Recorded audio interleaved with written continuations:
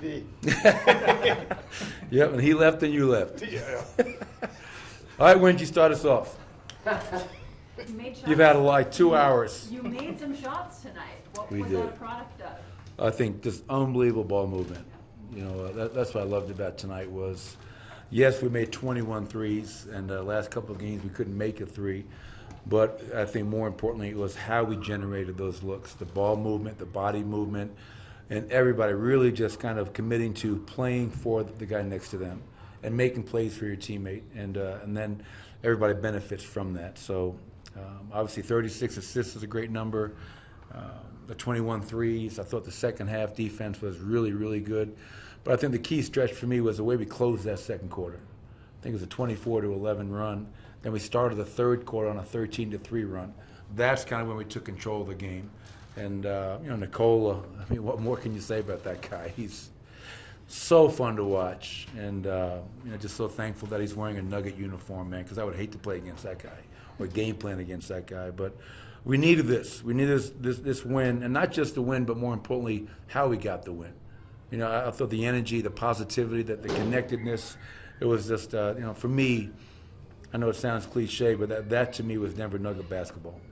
Coach, is that the value in Jokic playing through pain? Obviously, there's a counter argument. You guys are close to the playoffs. How it's important, you know who you are. But you just said you guys needed this and needed a good process, and he goes out and obviously, I would say, helped. Oh, yeah, well, that's an understatement. Yeah, he helped a little bit. Well, I think for Nikola, for myself, for our training staff, I think everybody's dealing with different bumps and bruises right now. And you have to get to the point where you ask yourself, at what point is he not in position to play? And Nikola, obviously after 9 years and everything he's done for this team and franchise, he'll tell us, hey man, my wrist is bothering me, my back is bothering me, my hip is bothering me so much where I can't go out there and do my job. And then when that happens, obviously we will not play him. But I think having lost, the Phoenix game and losing the Minnesota game, this was a chance for us to kind of get back to playing our brand of basketball and get that bad taste out of our mouth. And obviously Nicole's a big part of who we are. Can't wait to get Jamal Murray back because we know when we're whole, we have a very, very confident group, but a good win for us against a very good basketball team. Coach, you mentioned several times over the course of the last couple of games about how you loved the shots that you guys were getting. They just weren't going down then.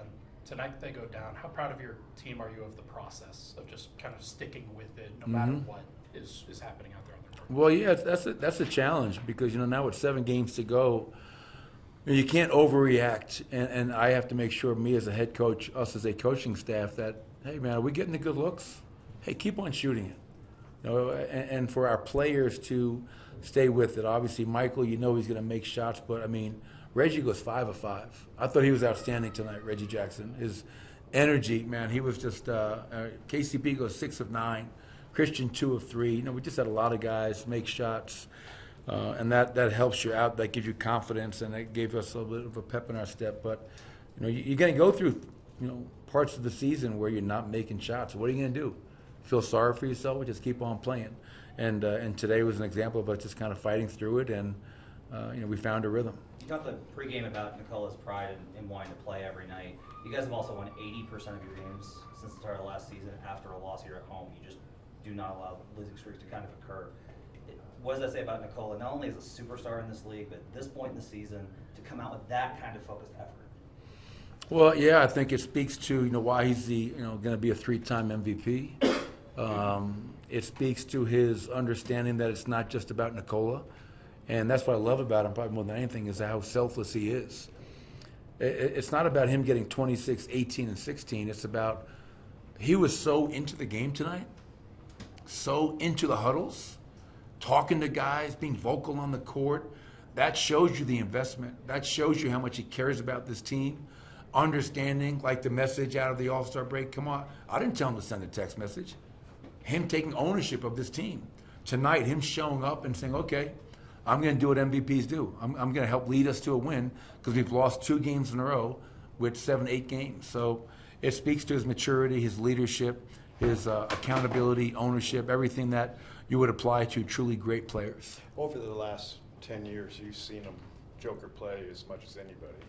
Is he still capable of surprising you with anything he does? Yeah, I mean, and that's one of my challenges is that for this team, for Nikola, for Jamal, for any of our guys, never to take them for granted. And really, it's like I don't take my job for granted. During the national anthem every night, I always think about cherish and savor every moment in the NBA.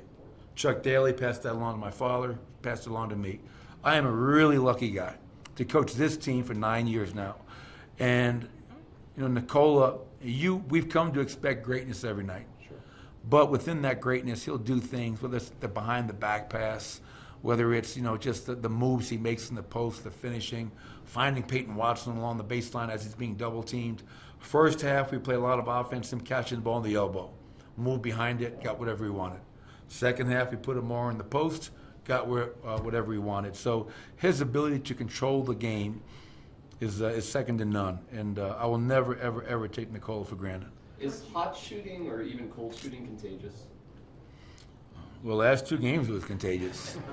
We definitely, somebody, you know, passed the bug around the room. But I think it can be contagious. I think there can definitely be hey man, we're having one tonight. Everybody's feeling good. And now everybody's looking to make that next play to get the other guy an open shot. And so I think it can be contagious, but more importantly, what I love about it is that it keeps great energy in the ball. I mean, when that ball is flying around like that, we become really hard to guard, like any other team. You know, think about Golden State when they were in their prime. I mean, they were making 25 threes a night, it damn seemed like, and everybody's a part of that, and that's a fun way to play. And that's what it seemed like tonight. Coach, you talk about celebrating the little things along the way. You guys officially clinched a playoff spot, but you also tie Doug Moe for most wins, regular season and playoffs combined. What are those 2 little milestones? One's a little bigger than the other one, but what do those mean to you? Yeah, I mean, the playoff thing, and you're right, like it's, 6 years in a row now? Yeah. Which, you know, is great. I don't think anybody else in the West has come close to that. And maybe a few teams out East have accomplished that. So to be a playoff team 6 years in a row, that's sustained success, you know what I mean? Which is what you all strive for. But as I told our players, like, that's cool, 6 years in a row, but like that wasn't a goal this year to make the playoffs. You know, we have a bullseye on our back. We're the reigning world champs, and so that's what our goal is to repeat. And it's going to be a hell of a challenge, but we're all signed up for that. And that's more important than anything individually, whether it's myself, Nikola, Jamal, any of our players. Doug Moe is the greatest coach in Nugget history.